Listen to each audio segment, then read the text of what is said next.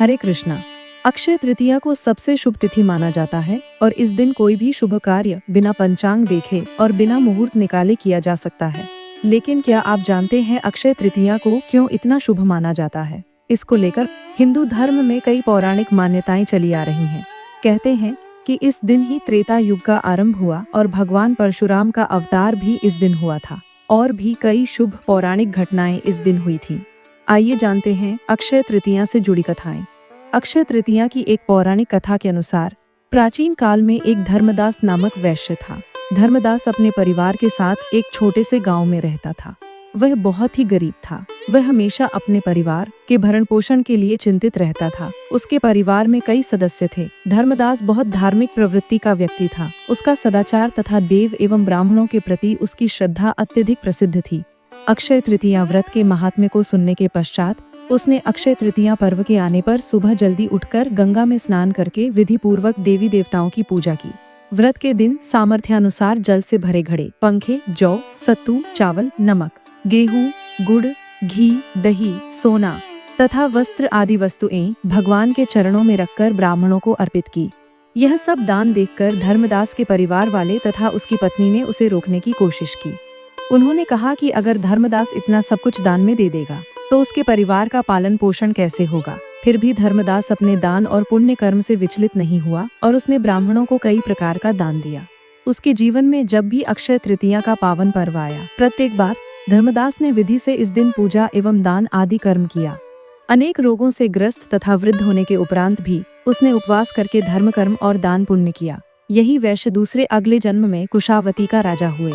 मान्यता है कि अक्षय तृतीया के दिन किए गए दान पुण्य व पूजन के कारण वह अपने अगले जन्म में बहुत धनी एवं प्रतापी राजा बना। वह इतना धनी और प्रतापी राजा था कि त्रिदेव तक उसके दरबार में अक्षय तृतीया के दिन ब्राह्मण का वेश धारण करके उसके महायज्ञ में शामिल होते थे। अपनी श्रद्धा और भक्ति का उसे कभी घमंड नहीं हुआ। वह प्रतापी राजा महान एवं वैभवशाली होने के बावजूद भी धर्म मार्ग से कभी विचलित नहीं हुआ। माना जाता है कि यही राजा आगे के जन्मों में भारत के प्रसिद्ध सम्राट चंद्रगुप्त के रूप में पैदा हुए थे। जैसे भगवान ने धर्मदास पर अपनी कृपा की, वैसे ही जो भी व्यक्ति इस अक्षय तृतीया की कथा का महत्व सुनता है और विधि विधान से पूजा एवं दान आदि करता है, उसे अक्षय पुण्य एवं यश की प्राप्ति होती है। आइए जानते हैं कि अक्षय तृतीया को इतना शुभ क्यों माना जाता है। अक्षय तृतीया के दिन ही भगवान श्रीहरि के छठे अवतार परशुराम जी का प्राकट्य हुआ था। ब्राह्मण होते हुए इनके अंदर क्षत्रियों वाले गुण थे।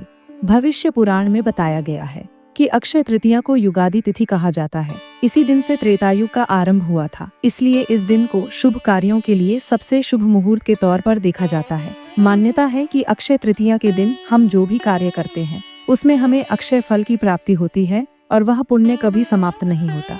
नारद पुराण में बताया गया है कि अक्षय तृतीया के दिन ही माँ गंगा का धरती पर अवतरण हुआ था।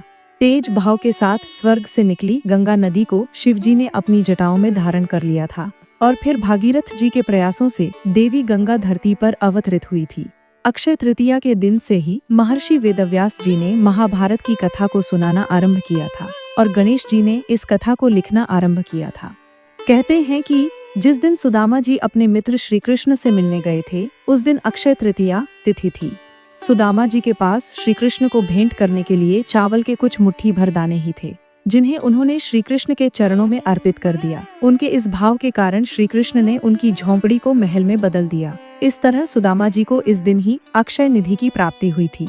एक अन्य कथा के अनुसार अक्षय तृतीया पर ही युधिष्ठिर को श्री कृष्ण ने अक्षय पात्र दिया था। इस पात्र की यह विशेषता थी कि इसका भोजन कभी समाप्त नहीं होता था। इसी पात्र की सहायता से युधिष्ठिर अपने राज्य के भूखे और गरीब लोगों को भोजन उपलब्ध कराते थे। भविष्य पुराण में अक्षय पात्र का संबंध मनुष्य के दान धर्म से बताया गया है। इस प्रकार पौराणिक मान्यताओं के अनुसार अक्षय तृतीया का विशेष महत्व है। हरे कृष्णा।